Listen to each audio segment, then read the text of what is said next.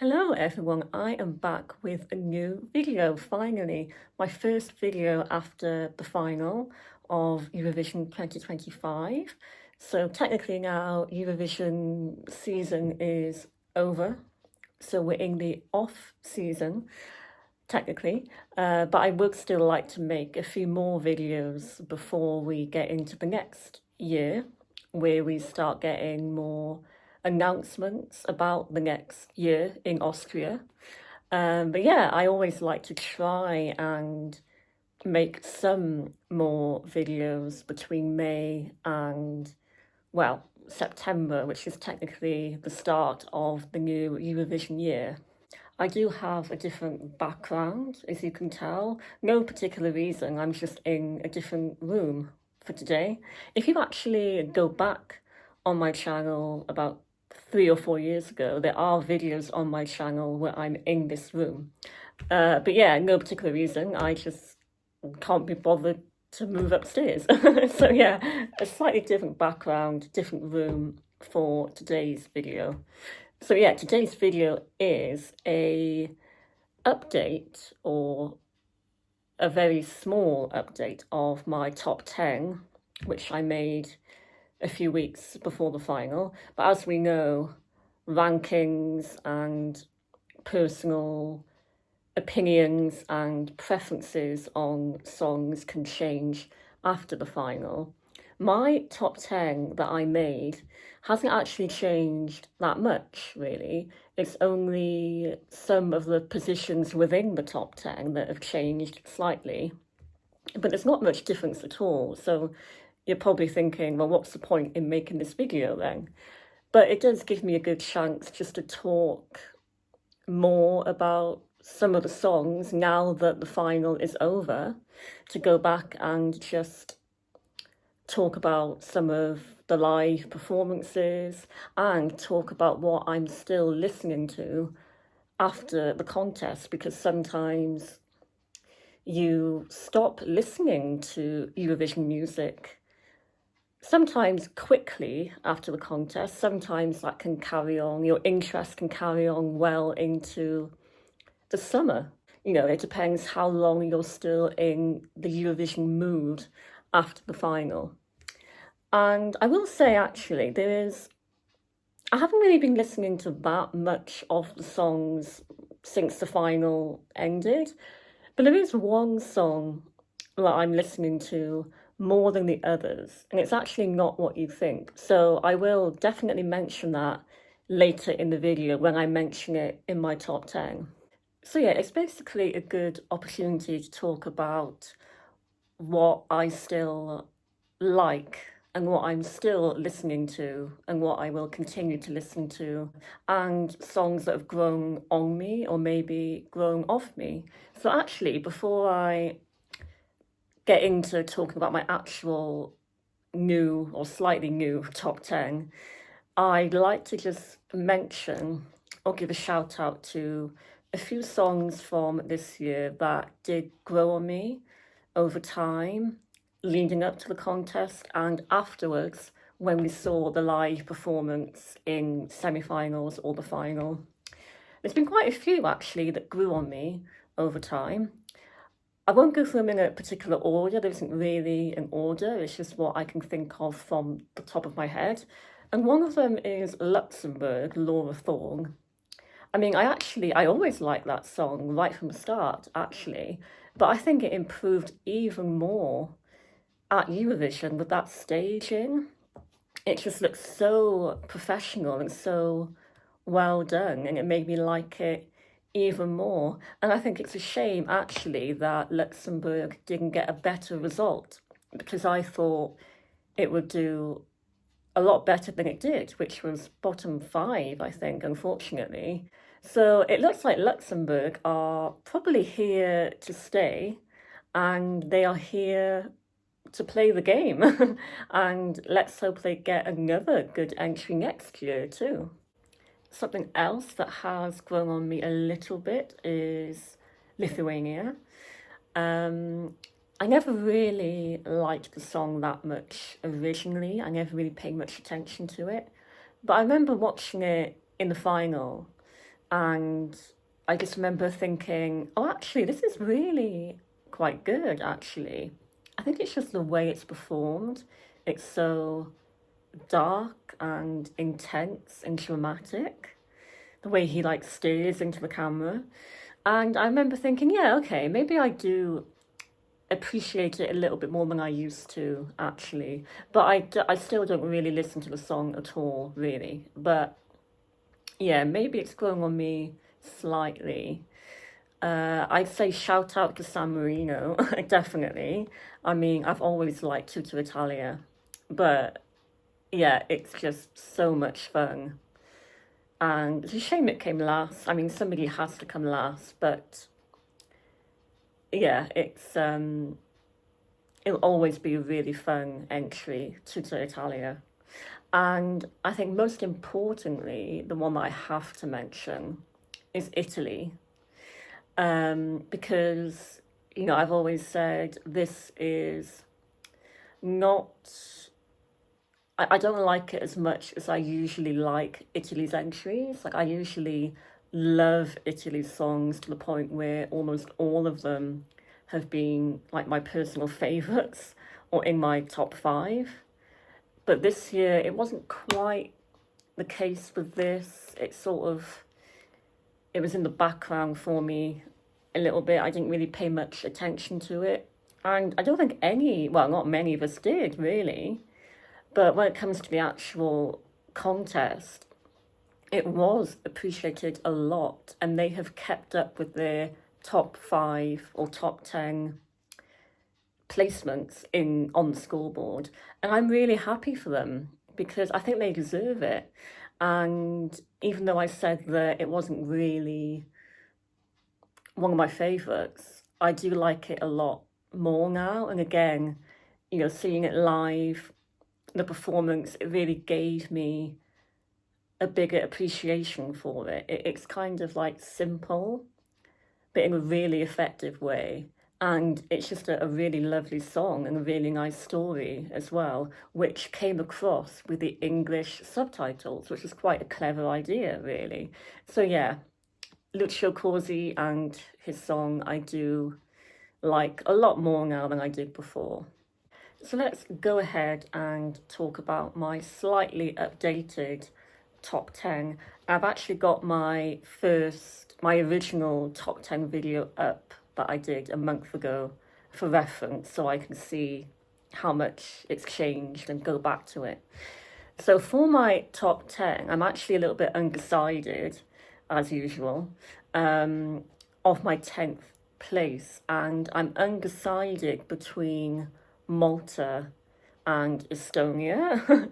So Tommy Cash came third, which is quite strange to think about, really, because I just never expected it to be higher on the scoreboard than Sweden and France. Yeah, you wouldn't really have expected that. But I've always liked Espresso Macchiato because a lot of people do not like the song. You've got people who absolutely hate it. A lot of fans that I follow on social media have never liked Tommy Cash and his song. But then you've got other people who have always liked it. And it's one of the songs this year that's gone viral on social media. It's been all over TikTok. Tommy Cash himself is quite famous. It's no wonder that it did so well in the televote, so it's not a surprise. But seeing it as third place overall, it is more than what I expected. But I'm not that mad because I've never hated the song. And it's actually, I would include it actually on the list of songs that has grown on me more and more over time. It is really catchy. I do enjoy listening to it. It is a bit, third place seems a little bit high to me, but there were a lot of unusual, unexpected results that night. So it's not the only shock of the night, really. Um, but yeah, you know, it's been stuck in my head for a while, and when I listen to it, I do enjoy it. So I was tempted to put it in my top 10. Maybe it's just outside the top 10. And I've also got Malta, which I've moved down 2 places, but it's something that I would like to keep in my top 10. Again, I've always liked it. It's always been that, again, another viral talking point moment of the year. And it's been really fun to follow Miriana's journey with the song and the whole controversy around it and how they adapted it to a bigger stage after having to make changes to the actual song. So it'll always be a big fan moment of the year. It'll always be remembered, I think, for Malta as well in general. And I wasn't sure about the performance of this at Eurovision at first. The staging, I don't know what else they could have done with it. I did think there might have been a little bit too much going on the stage. But what I did really like about it was Miriana's live vocals. I think are actually really good. Like, she does sound really good live. And yeah, I'm glad that she was in the final. She qualified for Malta. I know a lot of people are very disappointed with the low televote score. I'm actually not that surprised at the low televote score, really. But yeah, I still like it, and I still wanted to keep it in my top 10. It's just fallen a little bit slightly. My number 9 has actually not changed at all. It's still Austria, the winner of the year. JJ with Wasted Love hasn't changed in my top 10. It's still my 9th place. So it's interesting because, okay, this is the winner of the year, which is not a surprise. It's understandable, of course. It was a big favourite throughout the whole thing. If I think of all of the winners over the years, this is not really, without meaning to criticise or offend the song, I don't think it's going to stand out over the years as a memorable winner, really. If you compare it to like Måneskin, Kalish Orchestra, Loreen, even Nemo last year, this is not really, it's not really up there as one of the most memorable standout winners. I don't think it's not my least favorite winner, definitely not, and I do like it. I think it is still a worthy winner. The live vocals, the staging was amazing, and I do enjoy the song when I listen to it. I think it's the type of thing that you need headphones in to turn it up loud to really appreciate the instrumentation. So yeah, I've always liked it. It's just not, it wasn't my personal favorite of the year. And actually, my next video that I'm thinking of doing is a ranking of all of the winners over the past 10 years. So I have to start thinking about where I would put Wasted Love in my ranking of winners from 2015 to 25. So yeah, that's a video that I would like to do quite soon. And this would be sort of in the middle for me, probably. But when I went back to watch it, I thought, yeah, it's good, of course. It's just not the most exciting winner for me, really. I'm glad, though, that it didn't get such a huge jury score like Nemo and Loreen did, because that would have been a bit boring, having that again, where Loreen and Nemo just took all the 12s. I'm glad that the juries were more spread out and a bit more unpredictable with the 12 points this year. But I think it is, respectable winner. It is deserved. But in terms of like the song itself, yeah, it's not something that I choose to listen to as much as the others, but maybe that could be because of the type of song, the genre of music that it is. Um, but yeah, I do enjoy it when I do go back and listen to it, which sometimes I do. My new number 8 is Poland, which I've moved down about three three places from number 5, which is still fine, I still like it. A shame it was so robbed by the jury. The juries really did not like this at all, which is doesn't make sense really that they would just ignore it completely. Luckily, the public liked it more. I was always sort of unsure of how well it would do right from the start, to be honest. It was very hard to predict how well it would do overall. Um, but yes, Justina is an icon, absolutely amazing performer, what she can do live, singing and dancing live, which is why it's such a shame that the juries didn't reward her, because I think that they would. But yeah, I've always loved this song right from the start. It's always been in my top 10. And I think it is probably one of my favourite Polish entries ever, because I don't really have that many Polish entries that I really love. They're not like one of my favourite countries in Eurovision, but luckily, I found one now. It's not the only one, but it's one that stands out to me a lot. And I think it is one of the best Polish entries of the past decade, definitely. I've always loved the violin instrumental with the dance break and the fact it's so dark and witchy. And yeah, I've always really liked it and I still do.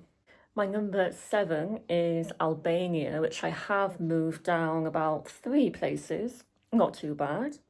Again, I still love it. And again, like Poland, even more than Poland, it's always been one of my favourites right from the start, literally right from the start in December when it became the Albanian entry. In fact, it was in my top 3 and even my number 1 for quite a while before Sweden came along. So it's always been right up there for me.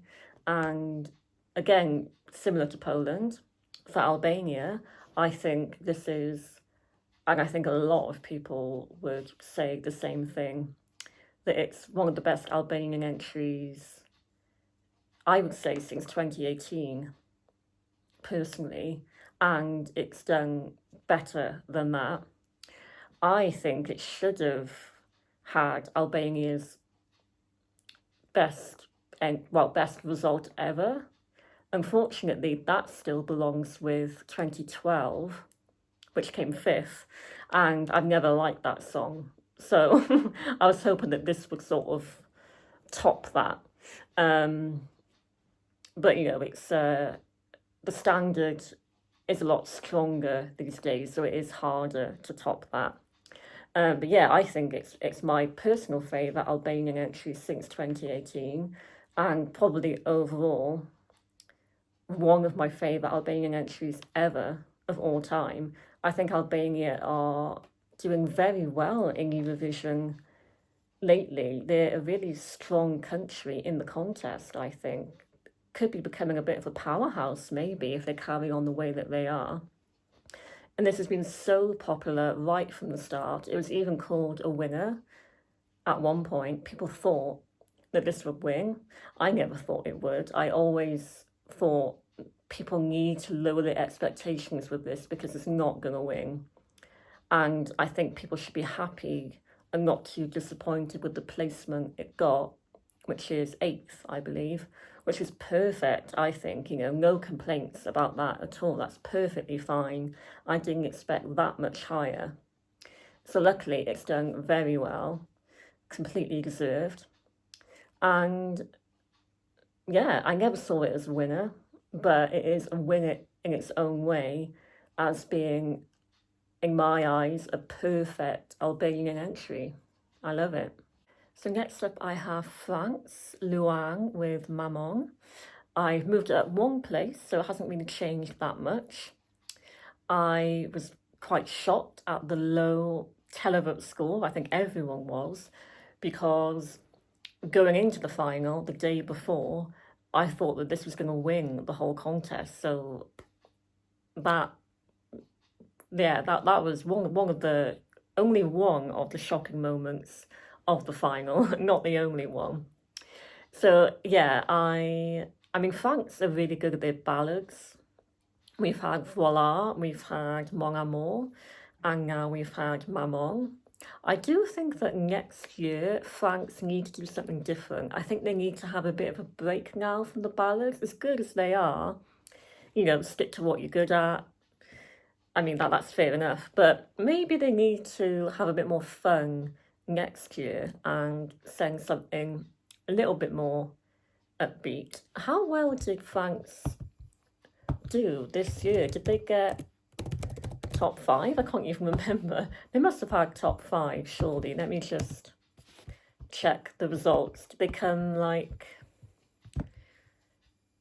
They came seventh. Okay. Ah, right. Okay. So they got top 10, but not top five. So they did do lower than expected, really. But that does happen sometimes. There's always some surprises every year. But yeah, I actually started to like this even more as time went by, I think. So I liked it more when we got to the week of Eurovision than I did when we first heard the song. So it's always been quite steady for me in my ranking. And I think the live performance was, really good with the sound. I don't know how the sound didn't affect her. There must have been some way that they did that without getting that in her mouth. I don't know how she did that and carried on singing, but it was simple but effective. But maybe people didn't like it because it was too simple. Maybe that's why the televote score was so low, because people were just bored and just didn't really gravitate towards it and pay much attention to it. What I really like about the live performance, in particular, of this song is Luang's vocals are just so clear. It's hard to explain because I'm not an expert in musical terms or singing, but her live vocals are just so clear and powerful, and you can really hear every word, and she sounds just like the recording. So that's always a good sign when somebody can do that.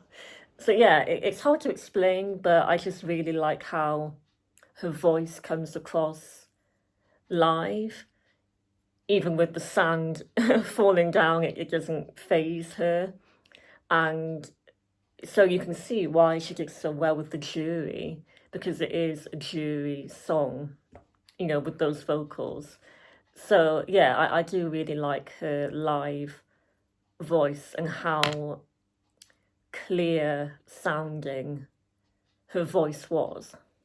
So let's talk about my top five. So my fifth place is something that has moved up quite a few spaces from my number 10 to my number 5, and it is Iceland Vibe with Roa. I've always been a big fan of this. I've always loved them and their vibe. They're so funny. They've been so funny to watch throughout this whole thing. And I'm quite proud of them actually, because they're having such a good time, and they were in the final. They got Iceland to the final for the first time in a few years. And even though they didn't do very well in the final, I'm just still happy that they made it there, and they seem so happy and grateful to be there.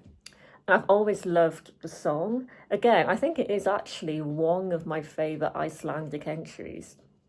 And Iceland have got a lot of really good songs that are very diverse.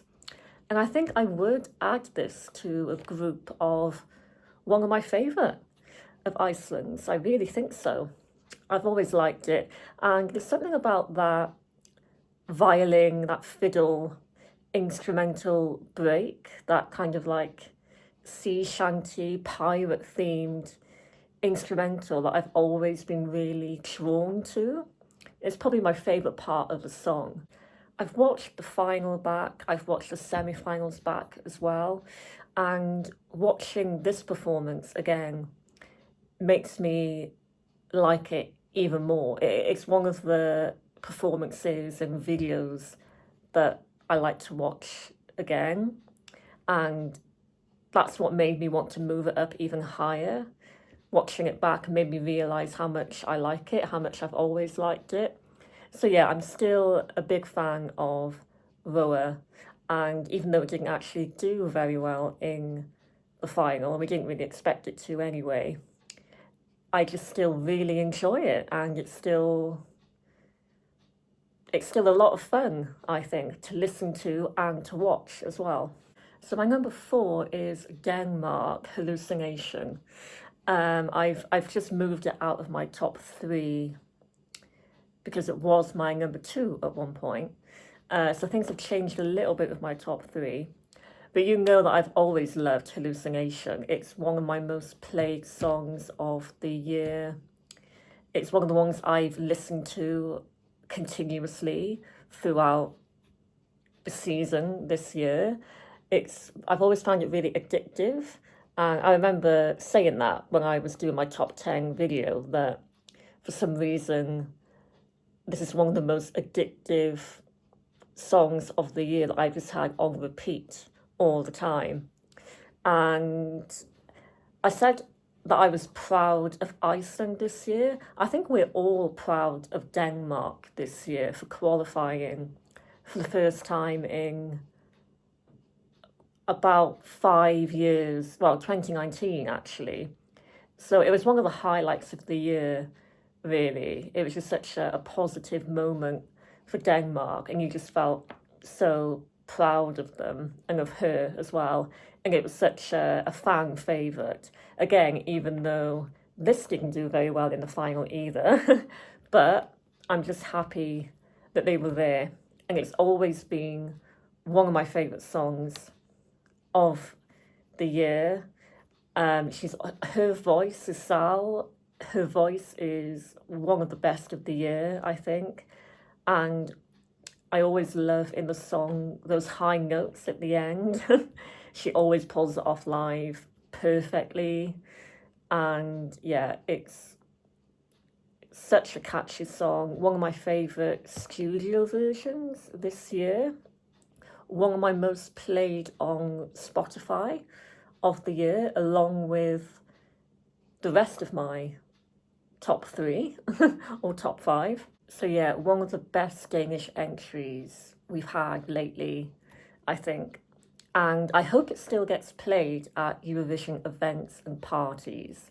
I really hope that happens and it continues to be a fan favourite, because I think I will carry on enjoying it for a long time, which is good. Okay, so let's move on to my top 3. And most of my top 3 haven't really changed, but my number 3, my third place, has moved up a few spaces in my top 10, and rightly so. It is Voyage by Zoe May from Switzerland, the host country.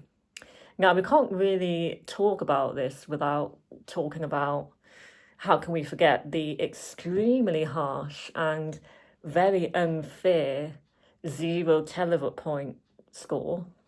I mean, that was one of the most shocking moments of the whole results of the final, to do so well with the jury, be in the top 3 of the jury, and then get 0 points in the televote. That was just shocking. Couldn't believe that. And it's not fair, because this song is so beautiful. It's stunning.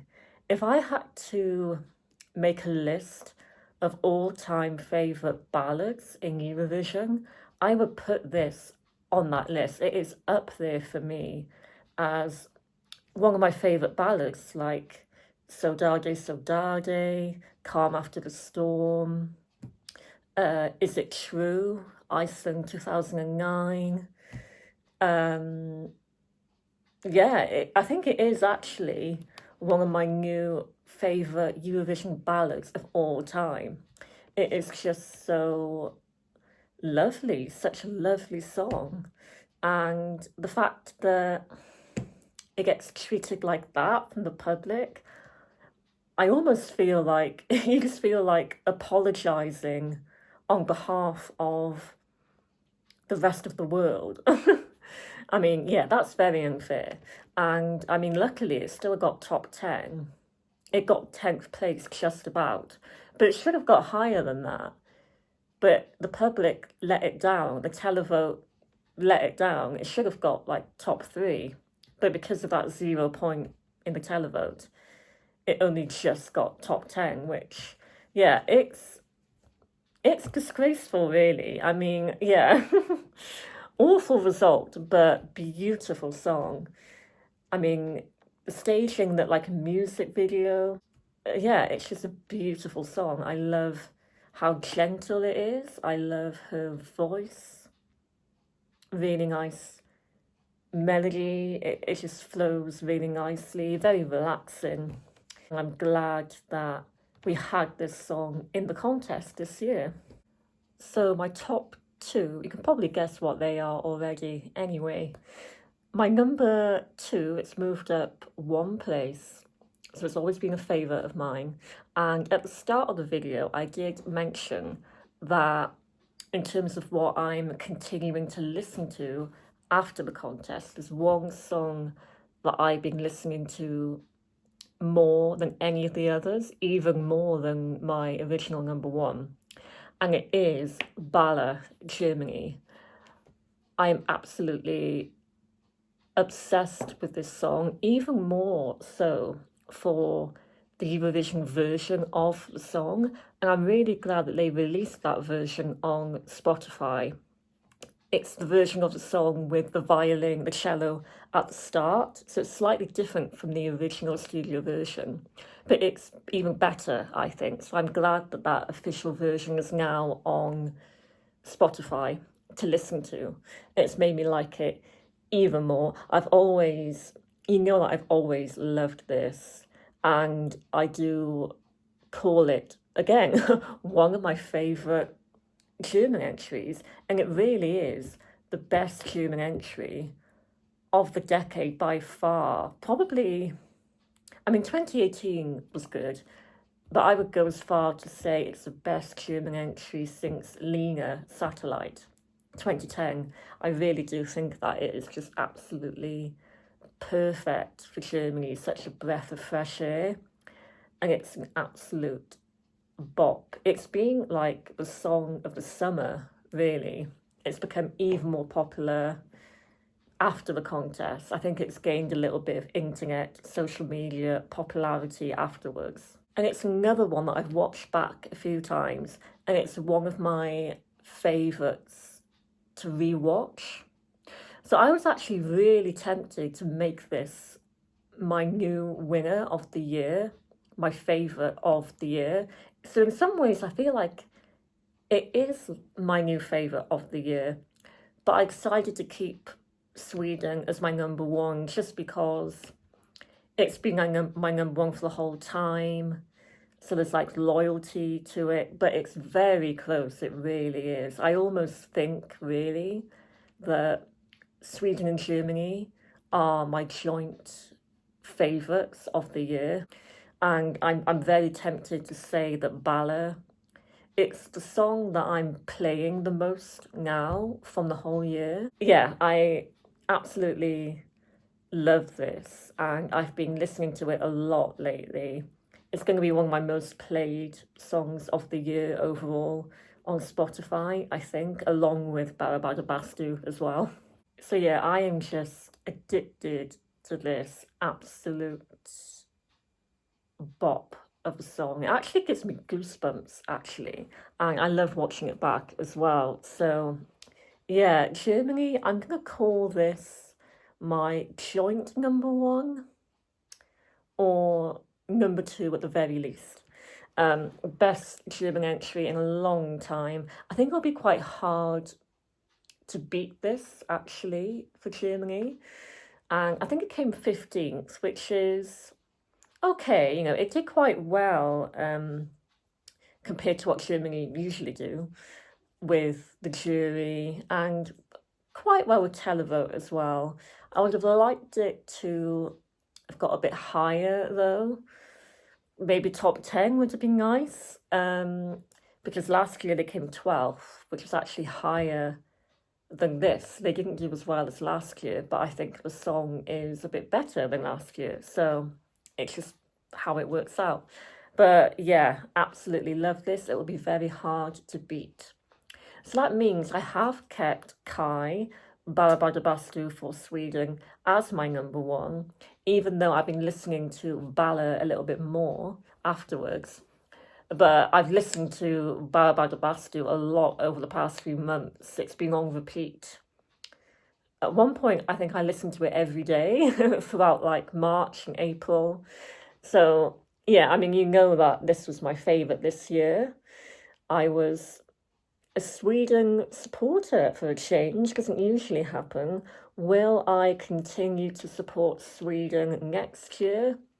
Not sure, really. Again, I think it'll be very hard to beat this. This was a very special moment for Sweden, like a one of a kind moment. So, I'm not sure if we'll get something like that again, but I'm glad that it happened.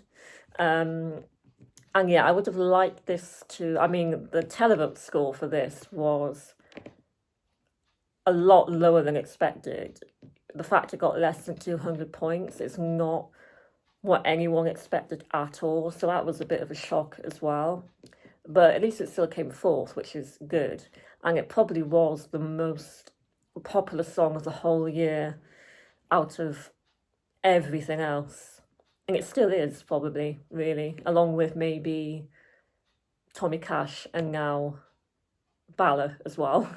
Definitely one of my favourite Swedish entries because of how different it is. One of the catchiest songs of the year, definitely, no doubt about that at all.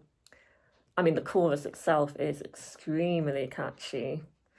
And yeah, it'll go down in the history books as being one of those iconic songs that you always remember, I think. The only critique I have of this, when you compare the Eurovision performance, semi-final and final, when you compare that to the Melodifestivalen performance, I do think that the Melfest performance is a lot better. There's just more energy and more excitement.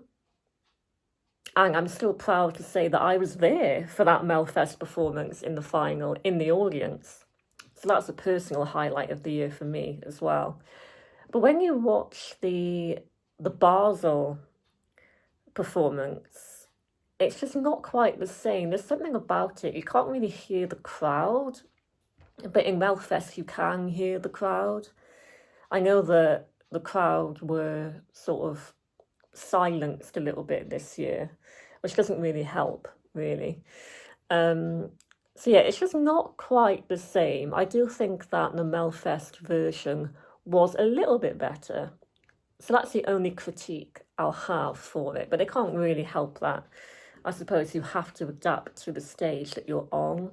And I'm glad that they didn't really change the whole choreography and theme of the song because they didn't need to at all. But yes, there's something about the Melfest version that's just slightly more energized, I think. So I was hoping for this to win the whole thing, and a lot of people were expecting it to win the contest. So I just hope that it hasn't put the Swedish public off the fact that it didn't do as well as expected. I hope that Swedish people, Swedish fans are not disappointed and that they're still proud of how well they still did. You know, they still did well.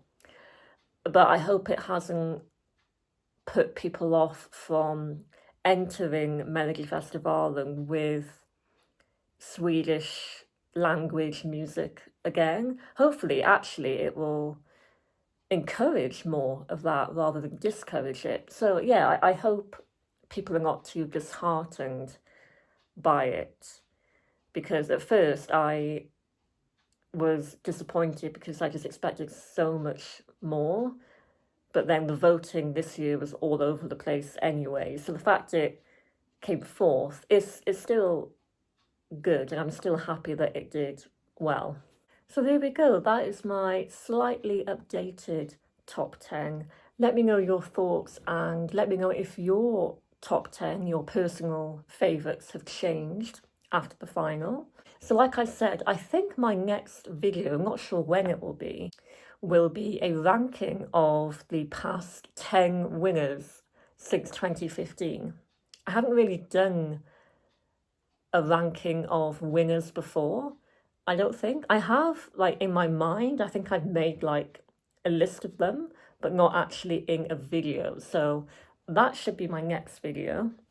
But thank you for watching all of my videos this year and for the new subscribers as well.